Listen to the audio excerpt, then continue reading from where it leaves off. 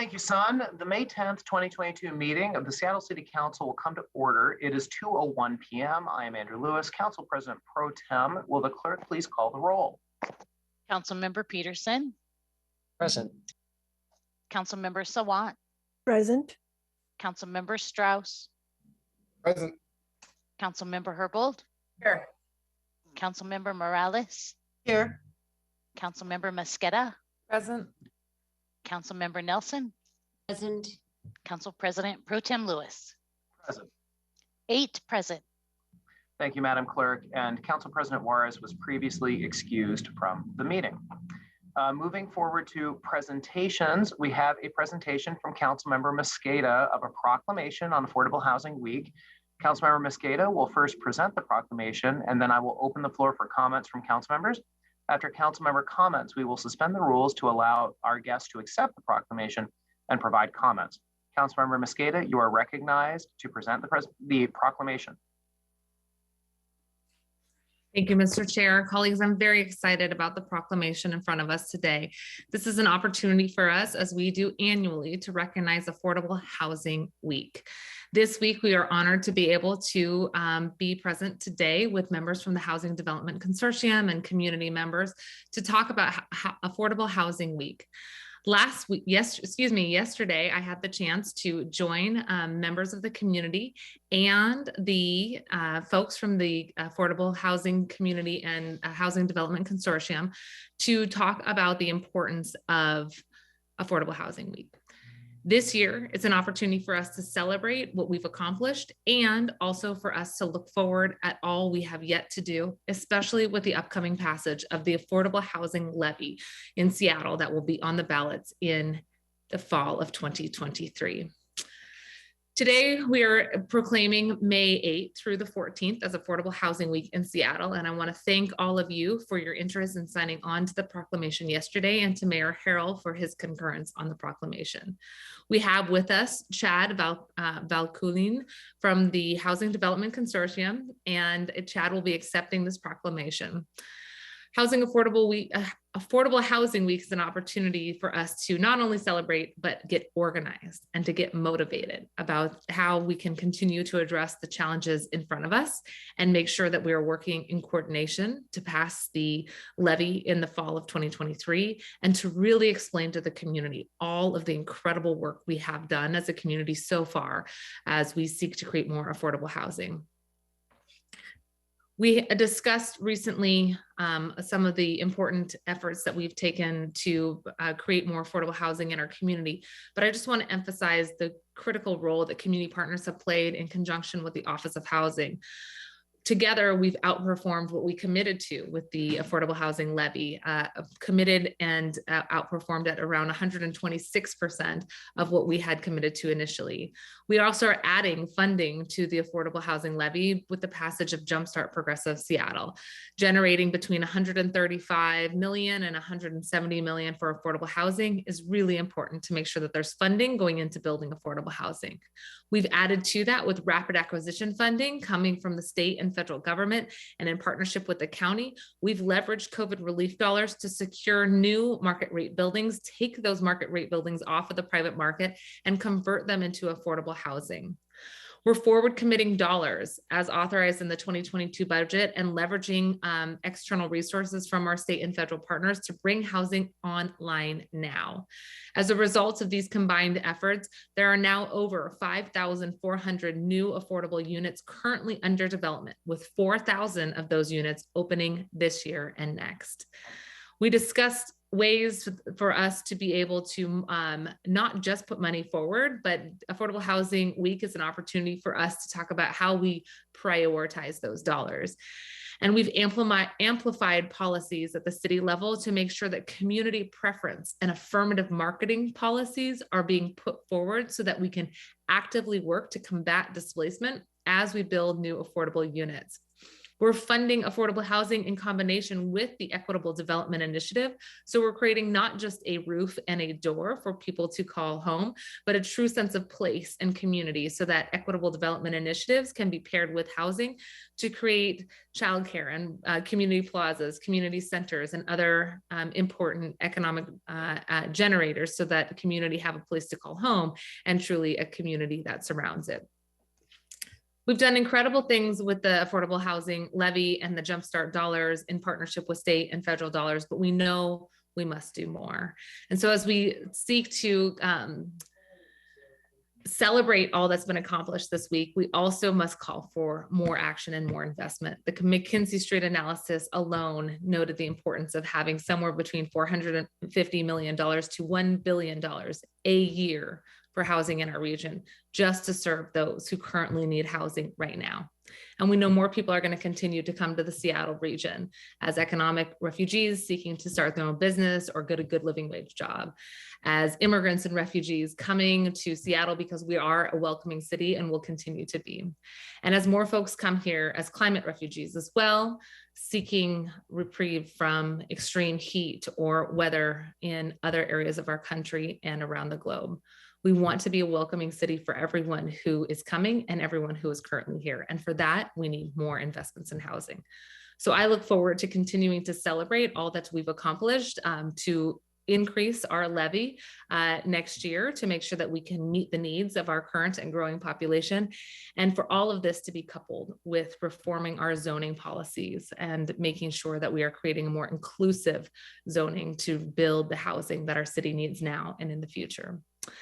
There is a full calendar of events for Affordable Housing Week. We do encourage folks to take a look at those events on updating our comprehensive plan, events related to Black home ownership initiative policy discussions in Seattle, a conversation related to the housing levy and the renewal opportunity that presents next year, and discussions related to renter protections, especially in this moment as COVID crisis is still creating so much economic uncertainty and housing instability for communities.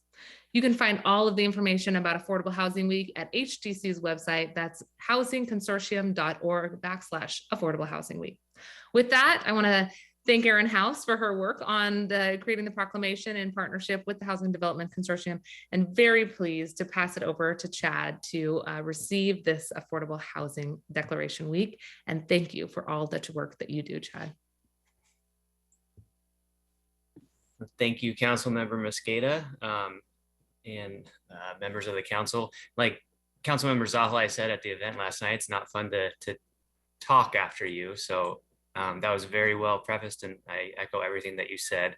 Like you did say, my name is Chad Vacula, and I'm the Advocacy and Mobilization Manager at the Housing Development Consortium. And I'll be quite brief, but I do want to express my sincere gratitude for proclaiming May 8th to 14th as Affordable Housing Week, and also for your recognition, Council, of the urgent need for affordable homes in our community. As your proclamation states, and many of our community members are living through currently right now, too many students in our classrooms don't have a stable place to call home, and too many families in our city are struggling to stay housed and to stay housed in a place that where they want to be. Our goals for Affordable Housing Week are to not only call attention to the level of need in our community, but also to highlight the policy solutions and the important work that's currently being done to make a difference in this issue. So we are thankful for the various work that you all have done in the past. Things Councilmember Mosqueda mentioned, like Jumpstart Seattle and the EDI work. And we're also thankful for the hopeful work that you will do in the future around these issues. We also look forward to the opportunities where our community can help shape how we as a city address affordable housing through things like the comprehensive plan update and the housing levy renewal. And we hope that you will join us for some of the events that we have planned during the week. And thank you, Councilmember Mosqueda, for attending the event last night. It was a great event. People loved it and had a very good time, and thought the discussion was very well done. So thank you for that. But beyond the events, we hope that you all continue to support affordable homes with all the tools that are available to you. So thank you again for taking the time to issue this proclamation and for your dedication on taking on the housing crisis and addressing it at the scale that it deserves. So thank you. Thank you so much, Chad. Are there any additional comments by members before we move to the next agenda item? Seeing none, Chad, thank you so much for joining us, and Councilmember Mosqueda, thank you so much for bringing this proclamation forward. Really appreciate your leadership on this. Okay, moving forward to the next item on our agenda, approval of the introduction and referral calendar. Are there, sorry, hold on. I'm getting mixed up in the line that I have here. So I move to adopt the introduction referral calendar. Is there a second? Second. It's been moved and seconded to adopt the introduction referral calendar. Are there any comments on the introduction referral calendar? Yes. Councilmember Peterson. Thank you, President Pro Tem Lewis. Colleagues, there are 3 items that need to come to my committee next Tuesday morning for transportation and Seattle Public Utilities. So I need to put them on today's introduction referral calendar. So colleagues, I'd like to move to amend the introduction and referral calendar to introduce Council Bills 120322 and 120323 and Resolution 32053. And by referring these items to next week's Transportation and Seattle Public Utilities Committee. Sorry if this was a long motion, but I want to give you the short title of these items. 120322 is an ordinance relating to Seattle Public Utilities, authorizing the general manager, CEO of Seattle Public Utilities to accept a non-exclusive easement. Council Bill 120323 is an ordinance relating to Seattle Public Utilities accepting 2 deeds for real property acquired for the purpose of installing and operating groundwater wells and waterworks to provide potable water in connection with the Highline Well Field project identified in the 1985 Seattle Comprehensive Regional Water Plan. And finally, Resolution 32053, a resolution granting conceptual approval to construct, maintain, and operate a communication conduit under and across Latona Avenue Northeast. Is there a second? Second. Thank you. Thank you. Thank you, Councilmember Mosqueda. Councilmember Peterson, do you have any additional comments on the amendments before we vote on your motion? No, thank you. Okay. I'm hearing no further comments. Will the clerk please call the roll on the adoption of the amendment proposed by Councilmember Peterson to the introduction referral calendar? Councilmember Peterson, Yes. Councilmember Sawant, Yes. Councilmember Strauss, Yes. Councilmember Herbold, Yes. Councilmember Morales, Yes. Councilmember Mosqueda, Aye. Councilmember Nelson, Aye. Council President Pro Tem Lewis, Yes. 8 in favor, none opposed. The motion carries, and Council Bills 120322 and 120323 and Resolution 32053 are added with a referral to the Transportation and Seattle Public Utilities Committee. Are there any further comments on the introduction referral calendar as amended? Hearing no comments, will the clerk please call the roll on the adoption of the introduction and referral calendar as amended? Councilmember Peterson, Yes. Councilmember Sawant, Yes. Councilmember Strauss, Yes. Councilmember Herbold, Yes. Councilmember Morales, Yes. Councilmember Mosqueda, Aye. Councilmember Nelson, Aye. Council President Pro Tem Lewis, Yes. 8 in favor, none opposed. Thank you, Madam Clerk. We will now consider the proposed consent calendar. Are there any items council members would like to remove from today's consent calendar? Seeing no hands, I move to adopt the consent calendar. Is there a second? Second. Second. Thank you. It has been moved and seconded to adopt the consent calendar. Will the clerk please call the roll on the adoption of the consent calendar? Councilmember Peterson, Yes.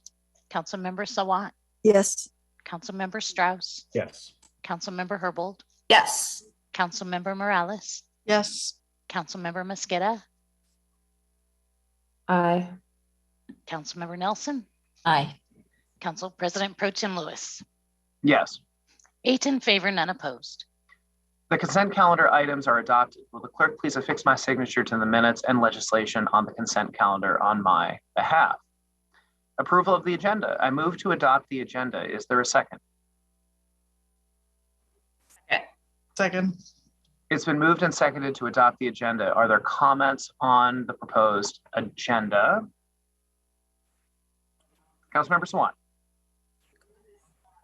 Thank you, Council President Pro Tem Lewis. I move to amend the agenda to add Resolution 32054 entitled "A Resolution in Support of Abortion Rights and Other Reproductive Rights in Opposition to the U.S. Supreme Court Draft Majority Opinion in Dobbs versus Jackson Women's Health Organization, and urging state and federal elected officials to codify abortion rights and other reproductive rights, and placing it under the adoption of other resolutions section of the agenda." Second. There you go. Excellent. Thank you. It has been moved and seconded to amend the agenda to add Resolution 32054. Councilmember Sawant, do you have any additional comments on the amendment? Just very briefly, first of all, thank you for the second, and just to say that it's my hope that the council will vote in favor of this resolution today, because among other things, it supports demonstrations planned for Friday and Saturday, both by high school and university students and by workers this week against overturning Roe v. Wade. I'll reserve the rest of my comments for when the resolution itself is discussed on the agenda. And I appreciate the assistance of both the Council President Juarez's office and Council President Pro Tem Lewis's office to rush this resolution onto today's introduction and referral calendar. Thank you. Thank you so much, Councilmember Sawant, and thank you for this very, very timely resolution for our consideration. Are there any other comments on the amendment to add this item to the agenda? Seeing no comments, will the clerk please call the roll on the adoption of the amendment to the agenda? Councilmember Peterson, Yes. Councilmember Sawant, Yes. Councilmember Strauss, Yes. Councilmember Herbold, Yes. Councilmember Morales, Yes. Councilmember Mosqueda, Aye. Councilmember Nelson, Aye. Council President Pro Tem Lewis. Yes. 8 in favor, none opposed. Thank you, Madam Clerk. The motion carries and Resolution 32054 will be considered under adoption of other resolutions on today's agenda. Are there further comments on the amended agenda? If there is no objection, the agenda as amended will be adopted. Hearing no objection, the agenda as amended is adopted. Public comment. Colleagues, at this time, we will open the remote public comment period for items on today's City Council agenda and referral calendar and the Council's work program. It remains the strong intent of the Council to have remote public comment regularly included on meeting agendas. However, as a reminder, the City Council reserves the right to end or eliminate these public comment periods at any point if we deem the system as being abused or is no longer suitable. The clerk will moderate this general public comment period, and I will now hand it off to the clerk to read the instructions. Council President Pro Tem, before we move forward, we have 20 speakers. Out of the 20 speakers, 3 are present. Would you like to retain the 2 minutes or reduce it? Reduce to 1 minute, please.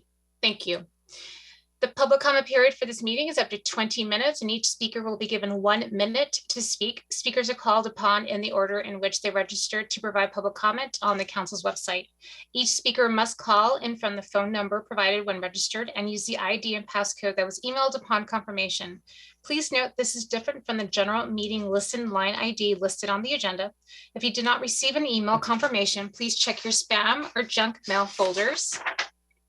Once a speaker's name is called, staff will unmute the appropriate microphone, and an automatic prompt of "you have been unmuted" will be the speaker's cue that is your turn to speak, and then the speaker must press *6 to begin speaking. Please begin speaking by stating your name and the item that you are addressing. Speakers will hear a chime when 10 seconds are left of the allotted time.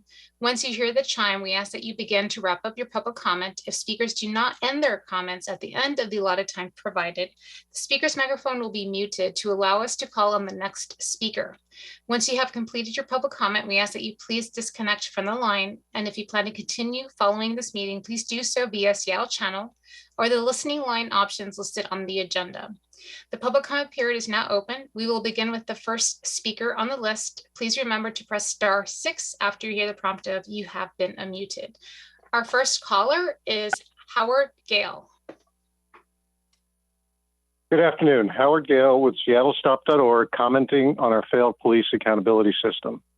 Sunday marked the 3rd anniversary of the SPD murder of Ryan Smith, and next week marks the 2nd anniversary of the SPD murder of Terry Kaver, both Black men experiencing a severe mental health crisis while wielding only a knife. Both of these men were murdered within seconds of the police confronting them. Despite the egregious failures of police to follow SPD's policies of de-escalation, both of these murders were deemed lawful and proper by our police accountability system. 2 years after George Floyd, the council remains wedded to a system that serves no one's needs.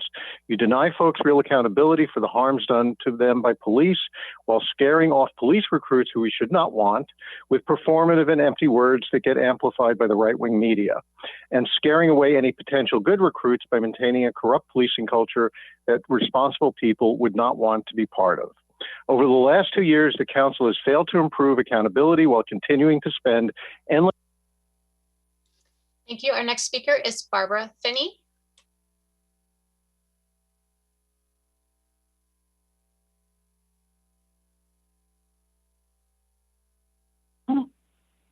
My name is Barbara Finney, delegate to the MLK Labor Council for AFG 3197 and retired RN, speaking in a personal capacity.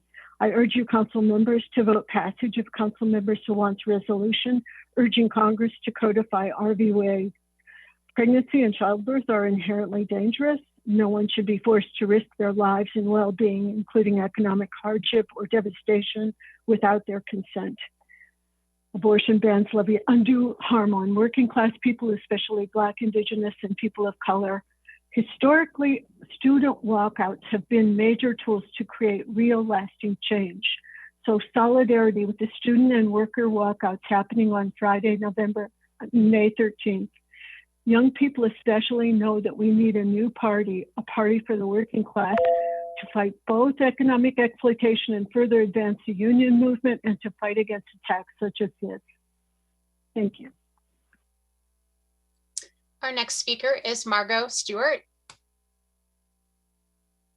Hi, my name is Margot. I'm a worker and renter on First Hill, and I'm calling to demand that the council pass Councilmember Sawant's resolution to defend and codify Roe v. Wade, as well as provide city funds to expand access to reproductive care. I think we need the strongest possible resolution right now without any cuts or delays. You know, the reality is that it's already been 50 years since Roe was won, and access to quality reproductive care has been steadily chipped away by the right wing while Democrats have sat idly by. Abortion access is already incredibly difficult for working people and especially people of color. It would immediately become impossible for a huge number of ordinary people if this ruling goes through. And of course, there's no reason to believe that this would not provide the basis for attacks on reproductive rights, even in states where they're supposedly safe like ours. And this is in the context of the rich will always be able to access abortions, but working people will lose that access. So I think any elected people or any elected official who claims to represent working people needs to take a concrete stand. You know, will the Democrats on city council put their money where their mouth is and demanding? Our next speaker is David Haynes. Thank you. David Haynes, District 7, the worst neighborhood in the Northwest. The city council is endangering community doing the bidding of George Soros-funded institutions, Veritas Institute and the National Institute of Criminal Justice Reform, that conspire to sabotage the integrity of public safety as if it's more important to keep evil criminals destroying lives daily out of jail. Why is the police chief only showing force with vehicles and flashing lights where media reports crime hotspots that see same criminals swept to different locations bothering residents? Just look at the bus stop on 3rd Ave between Cherry Street and James. It's the worst of the curse. I reported it to Transit Police, Seattle Police, the mayor, and the council public comment. Yet it continues to get worse because residents of Pioneer Square are not afforded the same respect as other areas of the city. Why is City Council the only worker still using excuses of COVID, refusing to open the council chambers and return to office? Everyone else has to go back to the office. Why not privilege council? Which brings me to my next question. With all the horrible things taking place in Seattle, why is there virtually nothing on the council agenda? You all should extend this to 2 minutes. You all are cheating and censoring us. Our next speaker is Michael Vitzwong. Greetings, council members. My name is Michael Vitzwong. I'm a lifelong Seattle resident, currently working at the Seattle Public Libraries, organized by AFSCME 2083, speaking in a personal capacity. I'm urging all council members to sign on to Shama Sawant's resolution, calling on our national legislators to immediately codify Roe v. Wade into law. This is not a controversial stance. Over 2/3 of Americans support a woman's right to choose, including nearly half of registered Republican voters. Here in Seattle, a city controlled by Democrats for decades, this must be the simplest vote you've ever had to cast. The Democratic Party has campaigned for abortion rights in the past, most notably with President Joe Biden promising to codify Roe v. Wade into law during his bid for presidency in 2020. Well, Joe Biden won and has majorities in the House and the Senate. Why hasn't he moved to codify Roe v. Wade? From the Democrats in DC to our own state leaders, I've heard repeatedly that we have to vote for progressives this November to protect abortion rights. Unfortunately, the Supreme Court is planning on repealing abortion in 2 months, not in November. Enough empty promises, enough berating voters to support candidates who never deliver. Working women and trans folks need access to reproductive health care right now, not in. Our next speaker is Steve Horvath. Following my June 2021 application, I was selected as an appointee to the Community Involvement Commission and have worked with the city over the past 9 months toward the resolution of that appointment. I was surprised to see my name appear on today's city council agenda as the only order of new business. My surprise follows a phone call I received on the morning of April 15th from Chase Monroe, the mayor's office legal affairs liaison, indicating certain members of the neighborhood's education and civil rights and culture committee had been lobbied by Belltown United to effectively cancel my appointment to the Community Involvement Commission. Despite hundreds of hours of pro bono services, Belltown United still owes me over $15,000 for professional services I rendered last year. The Community Involvement Commission has operated without a full complement of commissioners for over a year, and anyone who tunes into their meetings, which typically only draw 2 Seattle residents that aren't commissioners, knows the current commissioners lament the fact most people have no idea the Community Involvement Commission even exists. The lives impacted through my advocacy and volunteer efforts clearly demonstrate the very essence of community involvement. Our next speaker is Emily MacArthur.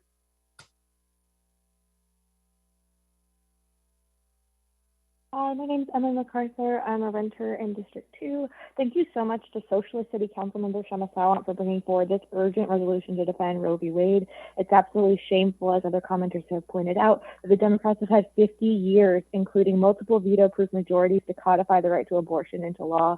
It's urgent that the Democrats and others on the council act decisively to push their party to take action. It's unacceptable that Nancy Pelosi is condemning so-called far left members of the party for being too radical on abortion. 70% of Americans support abortion rights.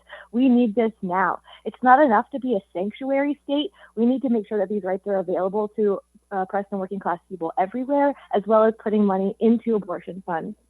Of course, fundamentally, we need a workers' party that's willing to fight for working class people and doesn't have to be pushed into action and begged for 50 years.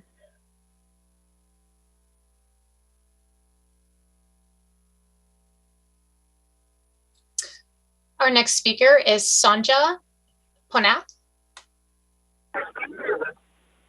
Hi, it's Sonia Ponath. I'm in support of this resolution. We must absolutely codify it now.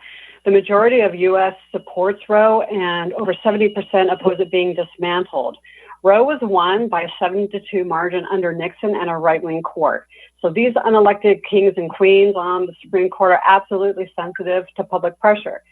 We need everyone to fight for this. I am pro-choice, but I'm also pro-life.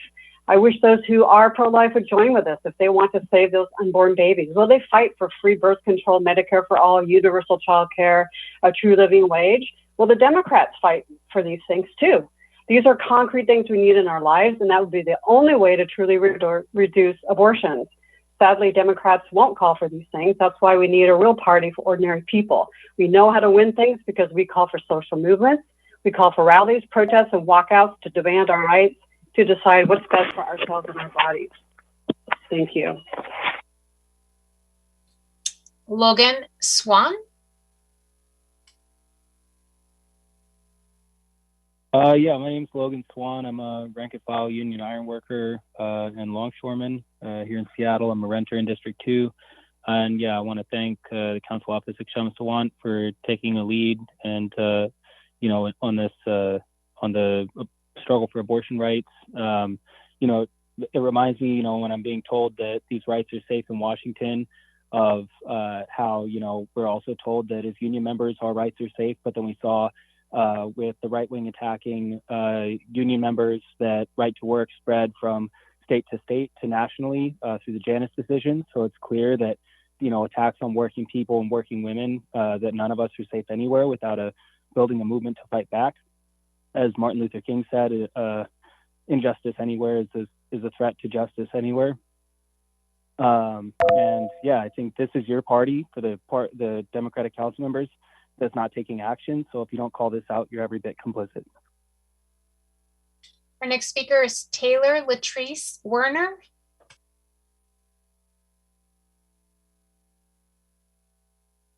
Hi, I'm Taylor Werner. I'm a union electrician with Local 46 and a renter in District 7. Last week, I went out to the demonstrations that materialized just incredibly quickly, and that there, I hope, strong impact on city council members as they consider action today on Shama Sawant's resolution to stand with us in the fight for abortion rights. And that I heard over and over again from speakers, but also conversations in the crowd, was just how angry and disaffected people felt that Democrats standing and fighting with them. I worry that Democrats on the city council don't comprehend the fight that's required. And I think that the best thing you can possibly do is be in the streets with us, stand in solidarity, and be vocal and be visible. Our next speaker is Ellen Anderson. Hi, my name is Ellen. I'm a student at Seattle Central and I live in District 3. I'm calling to support Councilmember Sawant's resolution to defend Roe v. Wade. You know, so many people have mentioned this. Majority of Americans support abortion rights. This is not a minority issue. This is not some, you know, fringe issue. This is the general consensus nationwide. Over 70% of the people oppose dismantling Roe v. Wade. And it's the obligation of this Democratic Party dominated city council to call on the congressional Democrats to urgently codify Roe v. Wade immediately. And most important thing about this resolution, I think, is that, you know, it's being put forward in solidarity with protests that will be happening this week. I think we need to be immediately building for the National Day of Action on May 14th, which has been called by Planned Parenthood. This is the only way that we can really defend this attack, is by building a powerful movement in the streets. And we need student walkouts, worker strikes, we need mass rallies. And this Thursday and Saturday, there's going to be a good start. And we need to build off of these towards mass action. Our next speaker is Eva Whitted. Hi, my name's Eva. I am a food service worker living in the Central District. I am calling to demand City Council pass Councilmember Sawant's resolution urging Congress to codify Roe v. Wade. The rights of millions are on the line. And along with the grassroots movement, we must pass the strongest resolution possible to defend Roe and ensure city resources are being used to ensure and extend reproductive rights and access to abortion, no questions asked. No states are safe from this right-wing attack on Roe v. Wade, and we must do whatever it takes to defend the rights of women, LGBT folks, and ultimately the working class. The only way we're going to be able to defend the rights is through nationwide solidarity and action. Our next speaker is Kevin Fitzwong.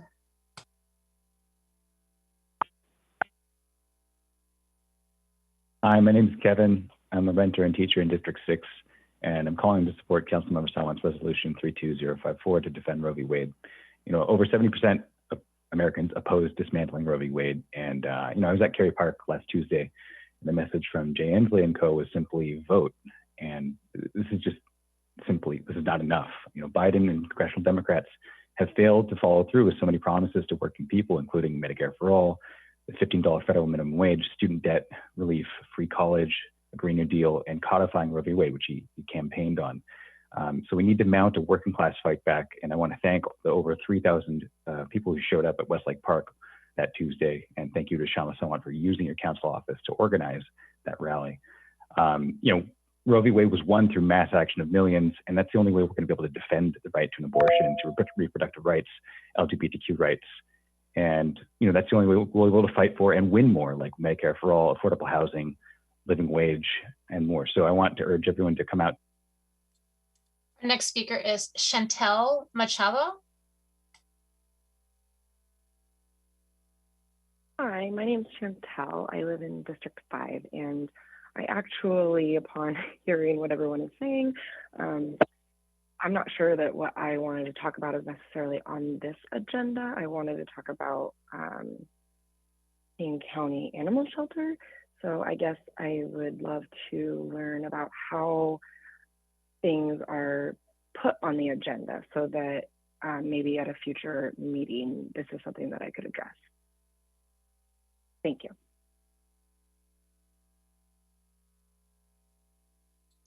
Thank you, Cindy. Our next speaker is Leah Rootman.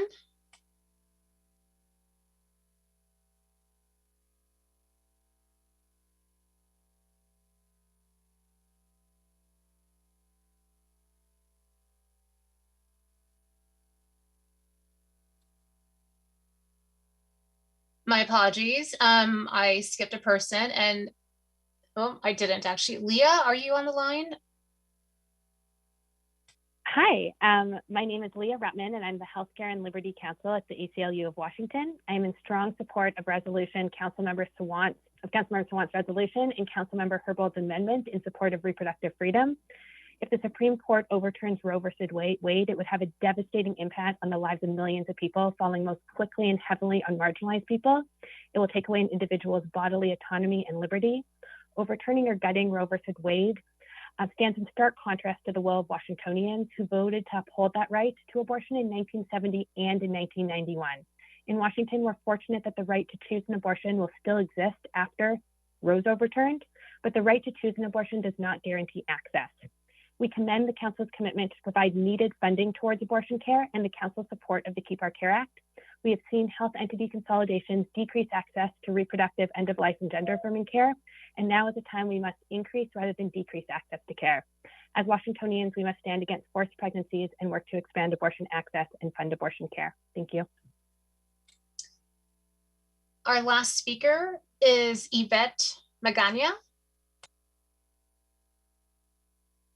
Hello, Chair and members of the committee. My name is Yvette Magana. I'm the Government Relations Manager for Planned Parenthood Alliance Advocates in Washington, and I'm here on behalf of Planned Parenthood to testify in support of Resolution 32054 and Councilmember Herbold's amendment.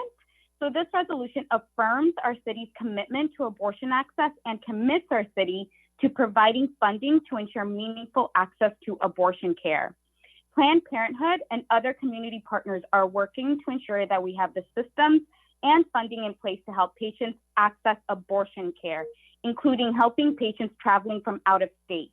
Now more than ever, it is critical for our city and our state to stand up and affirm our commitment to protecting reproductive freedom for all people, no matter what happens elsewhere in the country. This resolution affirms our city's long-held support for abortion access and commits our city to taking concrete, meaningful action to ensure that abortion access is a reality for Washington patients, including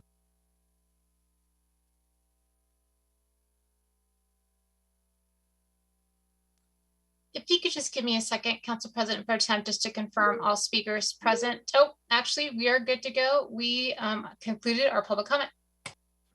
Thank you so much, Madam Clerk. Appreciate everybody calling in to talk about today's agenda. So we will now move forward to our committee reports. Will the clerk please read items 1 and 2 into the record? Agenda items 1 and 2, appointment 2111 and 2146, appointment of Stephen Horvath as member Community Involvement Commission for a term to May 31st, 2022, and for a term to May 31st, 2024. Thank you, Madam Clerk. These matters have come from Councilmember Morales's committee. So as the sponsor, I will recognize Councilmember Morales to speak to these items. Thank you, Council President Pro Tem. As I mentioned in briefing yesterday, I'm going to move that appointments 2111 and 2146 be postponed indefinitely. Shall I speak to it now or after it's? Well, let's hear if there's a second.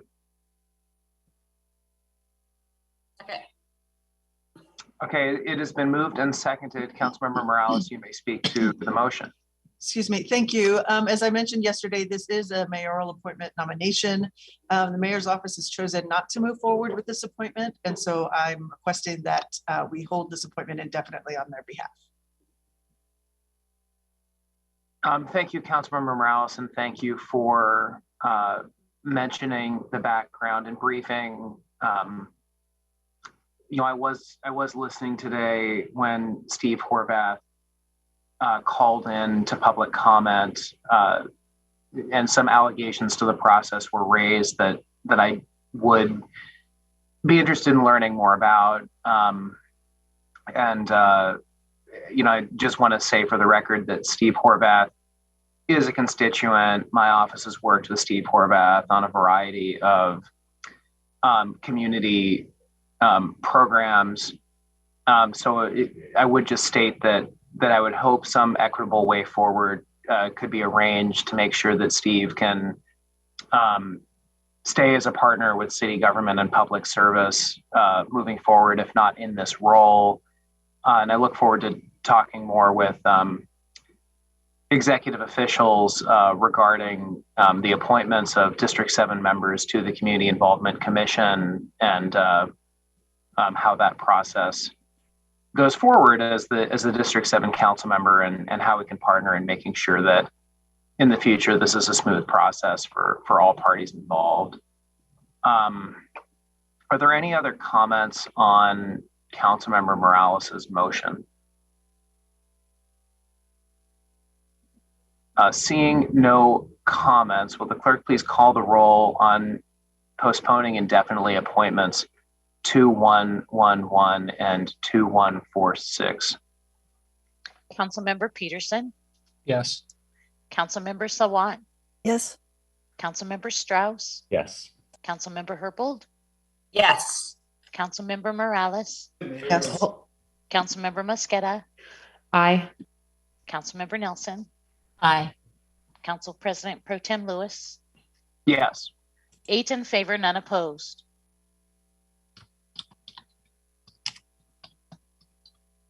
You're muted, Council President Pro Tem. Oh, very sorry. Thank you, Madam Clerk. The motion carries and the appointments are postponed indefinitely. Moving to adoption of other resolutions, will the clerk please read new items, the new item 3 into the record?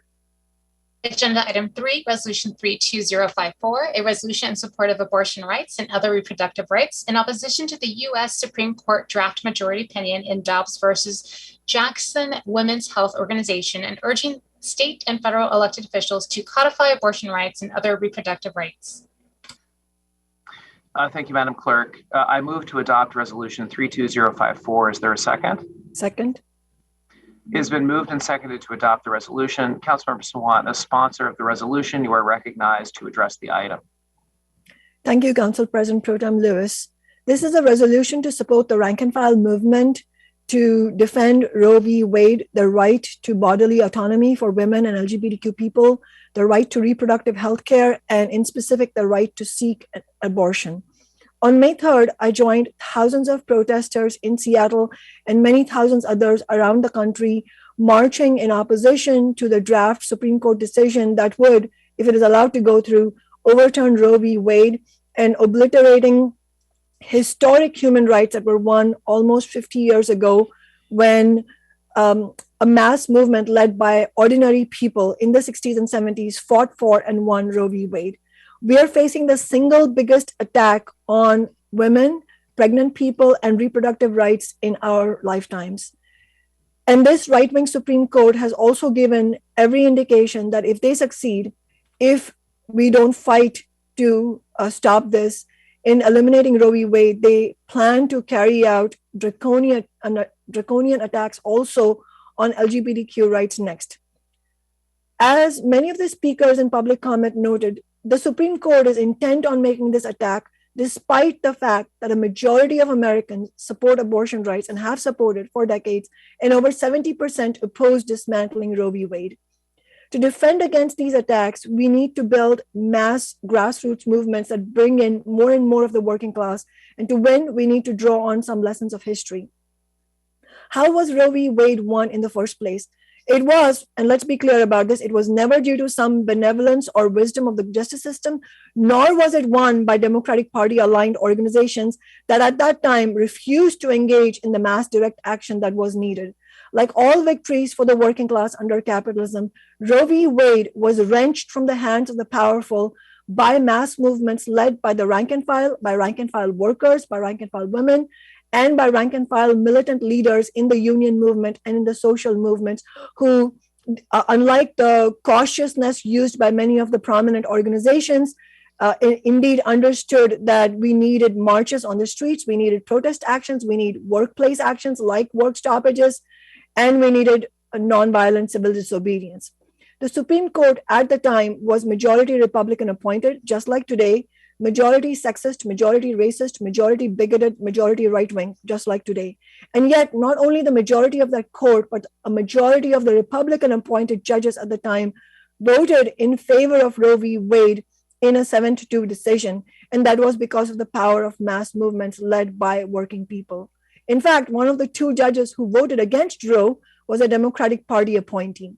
Abortion rights were won because of the massive combined pressure of the women's movement, civil rights movement, anti-war movement, labor movement, and militant strike action by union workers. Literally millions were out on the streets in the US. The ruling class and the courts feared even greater social upheaval and even greater threat to the stability of their system of capitalism, and that's why they were forced to concede on victories like Roe v. Wade. For all the women's rights and LGBTQ rights activists watching, for all the union members and non-union workers watching, that is exactly the kind of fear our movement needs to instill right now in the ruling class, because without building the fever pitch of mass movements, we will not be able to stop attacks like this on abortion rights, LGBTQ rights, workers' rights, and the assault of the ruling class on the planet. I am neither a Democrat nor a Republican, and have little confidence that the big business politicians that dominate those parties will do what is necessary to defend Roe v. Wade and reproductive health care, let alone passing single-payer universal health care to make access to all forms of health care free and available to all, including taxing Wall Street. However, we need to be clear that controlling the House, Senate, and White House, the Democratic Party establishment could do this if they had the political will to do so. They could eliminate the filibuster, just like Trump's Republicans did in order to appoint right-wing justices. They could pass a law codifying Roe v. Wade nationwide. They could pass single-payer health care paid for by taxing billionaires. They could expand the size of the Supreme Court for and appoint justices who could support the right to bodily autonomy. And they could and should call mass movements to support these actions. They could do all of these things if they had the will to do so. The reality is that that is not the real program of the establishment of the Democratic Party, which means progressive Democrats need to decide if they will use their progressive credentials to make excuses for big business establishment that control their party, or they will use every resource at their disposal to build the largest possible mass movement to push all elected officials, Democratic and Republican, and all Supreme Court judges to back off these attacks on women and LGBTQ people. This resolution asserts the City Council's opposition to overturning Roe v. Wade, which I know that there is full support on the City Council for that, but most importantly, it supports building the grassroots movement that we need. This Friday, students are calling demonstrations, and this Saturday is a National Day of Action to defend abortion rights called by Planned Parenthood. This resolution encourages Seattleites to participate in those protests, and this resolution urges progressive Democrats to use their resources to build this movement. Finally, this resolution commits to funding abortion access. I understand Councilmember Herbold will be moving a proposed amendment with clarifying language recommended by the ACLU, Planned Parenthood, Pro-Choice Washington, the Northwest Abortion Access Fund, and Legal Voice. I just want to clarify, I consider this amendment a friendly one and will be voting in favor of it. And I urge council members to support this resolution and urge anyone watching this to join me at the demonstrations this Friday and Saturday. Thank you. Thank you, Councilmember Sawant. Are there any other comments? Councilmember Herbold. Thank you so much. I move to amend Resolution 32054 as presented on Amendment 1, which was recently distributed. Second. It's been moved and seconded to adopt Amendment 1. Councilmember Herbold, as sponsor, you are recognized to discuss your amendment. Thank you so much. I really appreciate the opportunity to bring this amendment and Councilmember Sawant's welcoming its inclusion. It was circulated to all offices just before noon today and was reviewed by law. I want to thank Roxana Gomez and Leah Ruttman from ACLU WA and Kia Guillermo from Pro-Choice Washington for, they actually convened a group of healthcare providers and advocates, and they did so at very short notice to review the proposed resolution and offer their feedback. I understand that Councilmember Morales, who serves as co-chair representing the City Council on the Board of Health, also did outreach to some of the organizations that convened to provide their feedback. So I really appreciate the coordination and parallel lines of thought there. The amendment here is the result of that work and represents recommendations from ACLU Washington, Pro-Choice Washington, Northwest Abortion Access Fund, Planned Parenthood Alliance Advocates, and Legal Voice. I really wanted to make sure that these advocates and experts long on the front line of reproductive justice had the opportunity to review this resolution related to abortion rights at this really critical moment. And just real quickly, highlighting what's in the amendment. It changes the gendered language in the bill. It adds a recital about House Bill 1851, which the state legislature passed this year and preserves a pregnant individual's ability to access abortion care. And it requests that any funds that the council may choose to appropriate in the future would be allocated to organizations that deliver programs and services in support of abortion care and access, such as the Northwest Abortion Access Fund and independent abortion clinics. I want to thank everybody involved here in developing this amendment for the quick work, especially during a moment when all hands are needed to prepare for the upcoming crisis in reproductive healthcare access. And a special thank you to Yolanda Ho on the Council Central staff and Christina Kutsubos from my office for their quick work in turning around this amendment. Thank you, Councilmember Herbold. Are there any comments on the proposed Amendment 1? Seeing no comments, will the clerk please call the roll on the adoption of Amendment 1? Councilmember Peterson, Yes. Councilmember Sawant, Yes. Councilmember Strauss, Yes. Councilmember Herbold, Yes. Councilmember Morales, Yes. Councilmember Mosqueda, Aye. Councilmember Nelson, Aye. Council President Pro Tem Lewis. Yes. 8 in favor, none opposed. Thank you, Madam Clerk. The motion carries. Amendment 1 is adopted and the amended resolution is before the council. Are there additional comments on the amended resolution? Councilmember Herbold? Thanks, appreciate that. I just want to add a few things because I did actually have the opportunity to add some language prior to the amendment and want to lift some of that up as well. When Councilmember Sawant notified the rest of us on Wednesday that she would be sponsoring this resolution as chair with oversight of public health and human services, and someone like many of us I know have very strong feelings on this issue. I did request to work with Councilmember Sawant on the drafting of the resolution. I did receive a draft on Friday, and at that point, rather than offering language before a draft was distributed, I took the opportunity with Christina's help to add some additional language to the resolution as well. And I thank Councilmember Sawant for being willing to include it. just want to highlight again, the language included lifts up Sister Song's concept of reproductive justice, acknowledging that there can be no choice without access to comprehensive reproductive health care. It includes a series of recitals that acknowledge limitations to access even here in Washington State, and that is caused by almost 50% of our hospital beds being in religiously affiliated hospitals, which refuse to provide the full range of healthcare that patients require. It signals an intention to consider action that would ensure that patients are informed of reproductive healthcare available and not available to them at their healthcare facility. And it states specific choice for the Keep Our Care Act that prevents healthcare system consolidations from moving forward if they negatively impact communities' access to quality healthcare, including reproductive, end-of-life, and gender-affirming care. Again, thank you, Councilmember Sawant, for your willingness to incorporate all of this added language into your resolution. This is an issue. I know it's been a very difficult week for folks. This is deeply personal and impactful to so many lives, and I believe the council does have a role to play in the crisis to come. And I have made some starting inquiries with public health, whether city dollars currently support either abortion providers or whether or not funds are used to support clinics that make referrals that facilitate comprehensive women's health care, including all reproductive options.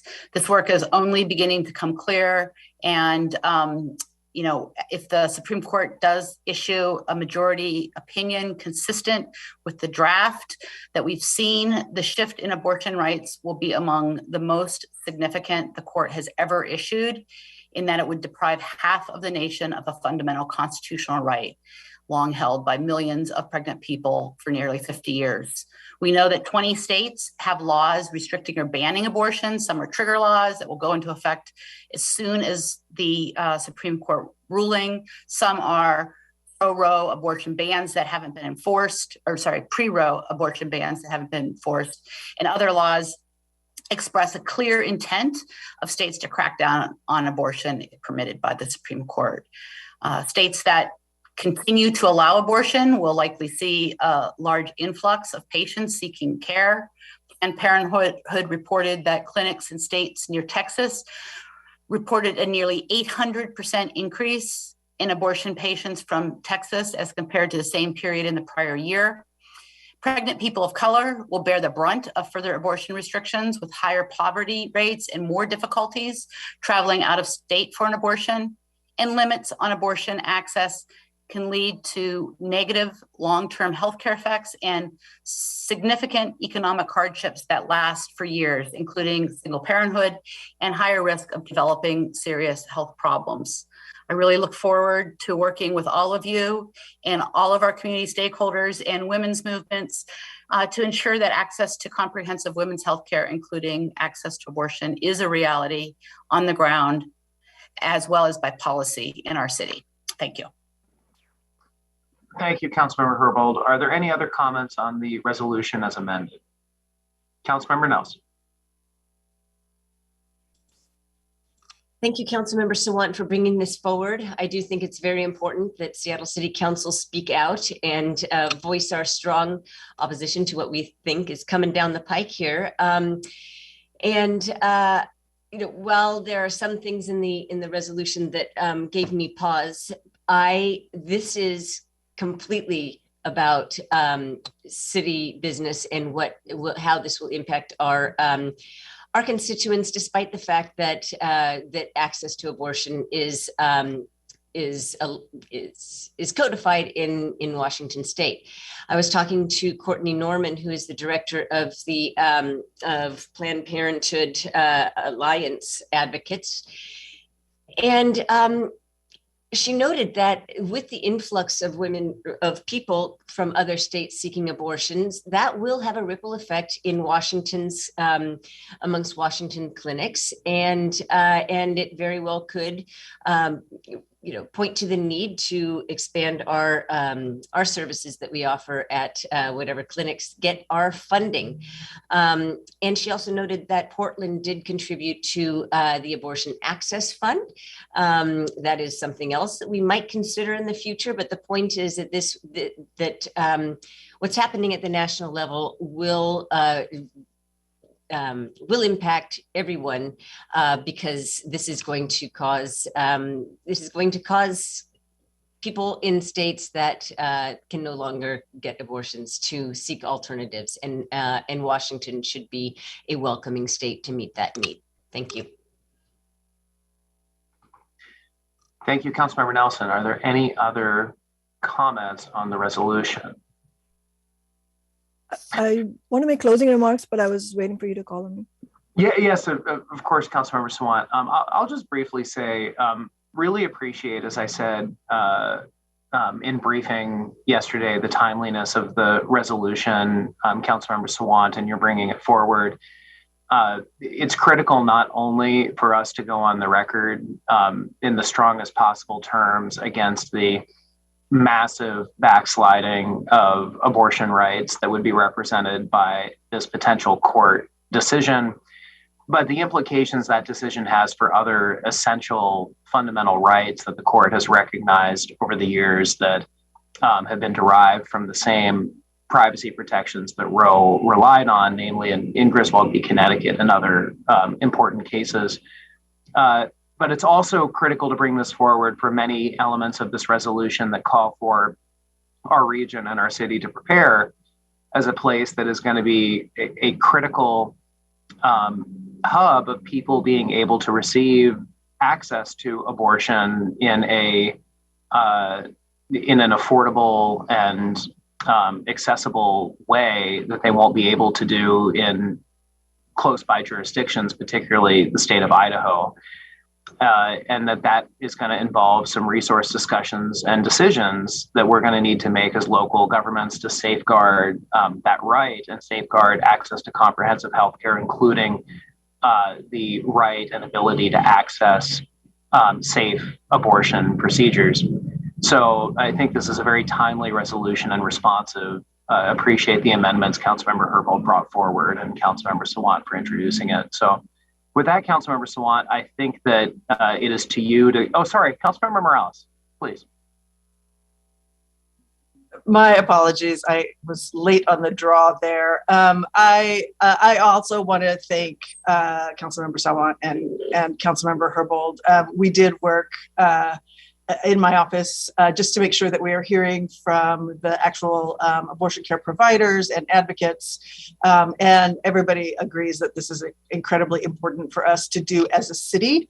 I think we all know what this is really about. I spoke briefly at briefing yesterday, but as we all know, this is not about abortion per se. This is about controlling women's bodies and controlling their ability to make their own decisions about their bodies, their family, their community.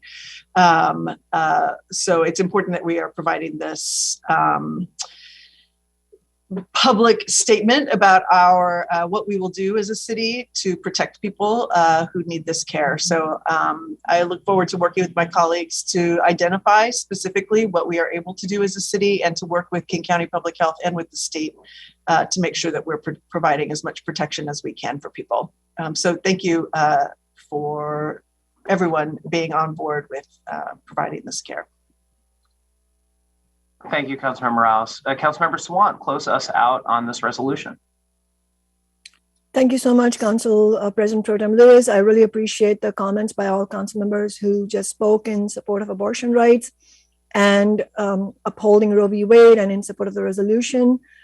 I'm also thanking all council members in advance of the vote in anticipation that all council members will be voting yes. And I completely agree with the points that were made that we should do everything in our power as a city and as city council members to expand funding for services and show our solidarity materially and concretely with people in other states who will need these services. And that is precisely why the resolution from my office says that explicitly in the language, and that's another reason why it's good if the resolution passes today. And I hope that other city councils in other cities, and not only in Washington State but other states also follow this example and do this. As a socialist, though, I also feel like my duty is to go beyond that and also talk about why we're facing this attack in the first place. Just to reiterate the points that I made and some of the speakers in public comment made, that we are here in the first place because we have not seen the Democratic Party establishment fight in the way that needs to fight. The Democratic Party has had 50 years to have codified Roe v. Wade. They could have done it in any of the periods that they had the majority in Congress. And so that's why this resolution also, talks about why it is important that they push to codify. But I will also be very clear that I don't believe that at this moment there is enough pressure on the congressional Democrats to do this. That is why this resolution is a very small but important step, in my view, to do this. Ultimately, it will be important for mass protests to turn out this week and in the coming weeks, and also to be sober that just having mass protests by themselves will not be able to budge the Supreme Court from what they have decided, because there is a very determined current of right wing that is pushing for this. That is why, in addition to mass protests, we need mass workplace action, we need militant workplace action, and we need nonviolent civil disobedience actions as well. And all of those actions should also begin a conversation about the need for what kind of political party working people need. And in my view, working people need a new party that will fight against this kind of oppression, like sexism, homophobia, and transphobia, and attacks on people of color, especially racism against the Black community.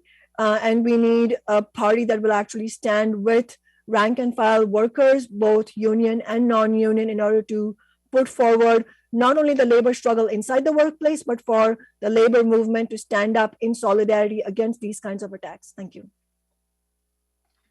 Thank you, Councilmember Sawant. With that, let's go ahead and call the roll on passage of the resolution. Excuse me, Council President Pro Tem, Councilmember Mosqueda may have a word. Oh, I'm sorry, Councilmember Mosqueda. Thank you, Mr. President, and sorry to be late on comments as well. I do want to emphasize my support for this.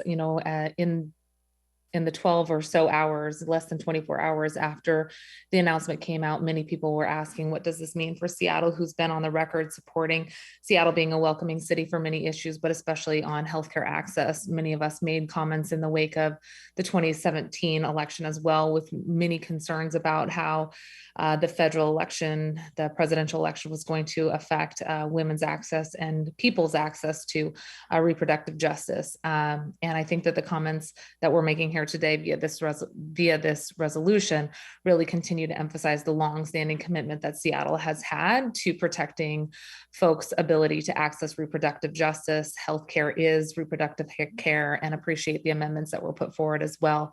I think also by today's action, folks are signaling support for continuing the discussion and beyond discussion, the commitments in the budget for the upcoming year to make sure that we continue to provide the resources. I wasn't able to comment on whether or not the council would be able to have a unified perspective on that going into the budget deliberations, but I think that this resolution codifies that interest, and I hope that that will send a united message to the executive as well as the budget is being considered for the upcoming 2023-2024 deliberations. Obviously, we want to make sure that as we consider protections, they have resources to make sure that folks have access to safe abortions, protect people who need to have freedom from harassment and assault or disruptions at those abortion clinics, and make sure that we are providing specific support for people who will be traveling in and out of our city if it comes to that.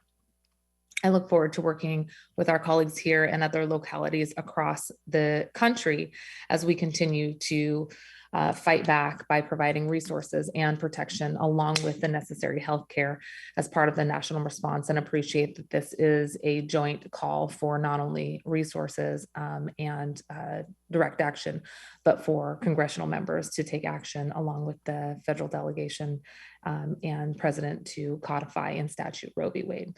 So looking forward to how we can continue this discussion via resources in the upcoming budget. Thanks, colleagues. Thank you, Councilmember Mosqueda.